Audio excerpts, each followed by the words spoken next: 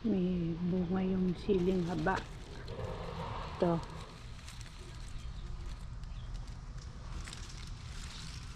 Panahog sa sinigang, walang tinda sa Island Pacific na siling haba kahit isa. Tuwing magluluto sinigang, nakakuha ng talong. Iba rin yung may mga tanim. Ito pinintay na yung talong ng pusa. Hay, ano ginagawa mo dyan? Hindi masyado masyado yung mga pusa. Ito kung saan natutulog. Ito. Pang-almusal, pang-sinigang, saka pang-prito. Kasi pagka hinayaan itong lumaki, sobrang tigas na. Kaya pwede na ito. Ganito. Naninigas kasi pag masyadong mainit ang sikat ng araw. Ayan. Ito pa isa.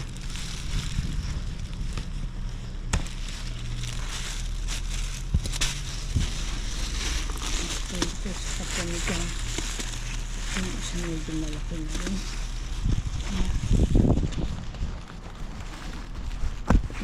Marami pang bulaklak.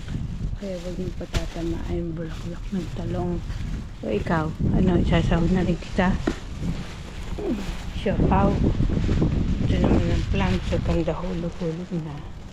Lakas kasi ang hangin.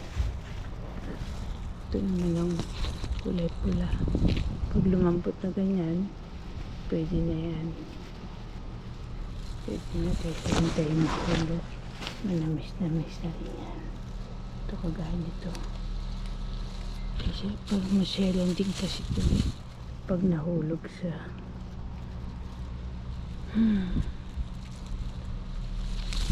pag nahulog sa lupa, nagdudurog. Ito kambal. Ayan, pag inikot nyo na sumama, hinog na yun. Ayan. Masarap kasi ang hinog nito. Manamis. Pag nila maasim. Sobra kasi init na yun.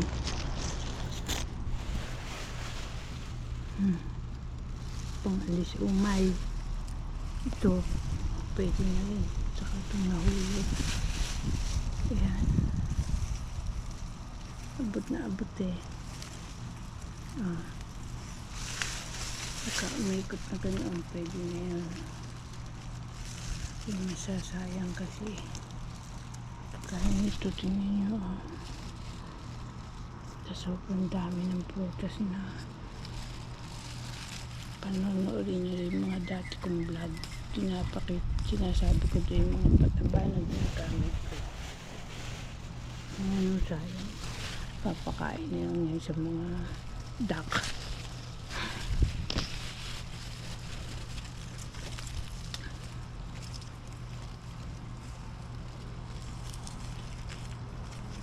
Kasi pag sobrang init, nahihinog sila.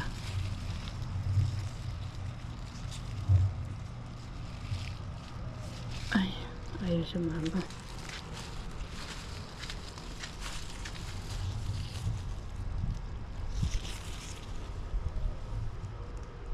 Kasi pag matamis na ganyan, gusto lang ibon.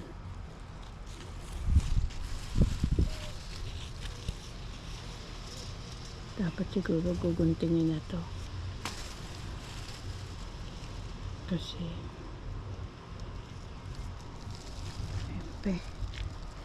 mainit ngayon.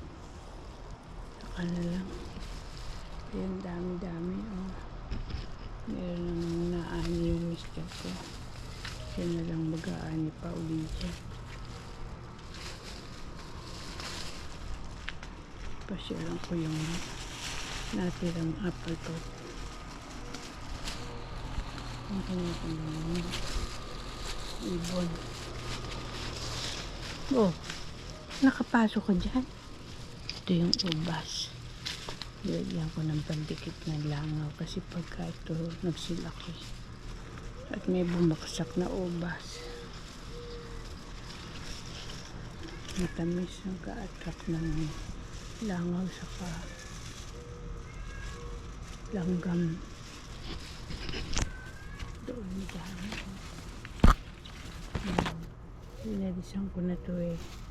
May nahuhulog na naman na dahon. Mag-aano ko dyan eh. Hindi ko pa nilagyan ng pataba. Pasisingawin ko ng mga kasi ang mga gusto ng mga ano kasi insekto na tatago sa mga dahon saka sa mga pataba. Kaya wawalisan ko pa uli yan bago didiligan, bago lagyan ng pataba. Miracle Grow ang gamit namin. Yung mister ko ang lalagyan niya ng cow food para medyo lumaki. Saka dumi ng bulate. Yung mga dumi ng bulate pag nakakita kayo nakalutang, ito naman siling labuyo. Yung dahon ng siling labuyo masarap ilagay sa tinolang manok, lalo na pag Tagalog. Yan. Ito medyo pagka magsasabit kayo ng mga pandikit ng langaw para hindi, kasi pag talagang may mga tanim, panahon ng kahit panahon ng pinya, panahon ng pag kumakain kayo coconut, lagyan nyo ng konting o kaya manggang hinog yung mga natira nyo, kaya mga masasukal, ididikit nyo ng bahagya dyan. Ito kasing pandikit na to kabila, ganyan kalaki. Yung isa nilagyan, yung isa aalisin lang yung papel, tapos may kasama ng tali yung sasabit nyo. Okay, be sure to subscribe to learn more ideas on my video blog. Thank you for watching. Bye.